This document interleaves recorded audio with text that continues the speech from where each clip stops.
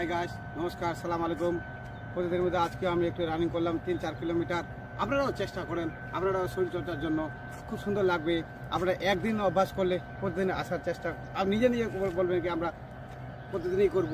আপনারা চেষ্টা করেন, আর না দৌড়াতে পারলেও হাঁটেন, আধা ঘন্টা 1 ঘন্টা স্পিডে হাঁটেন এবং এক্সারসাইজ করেন। যে কোনো এক্সারসাইজ করেন প্রতিদিন, সময় বের করে প্রতিদিন করেন।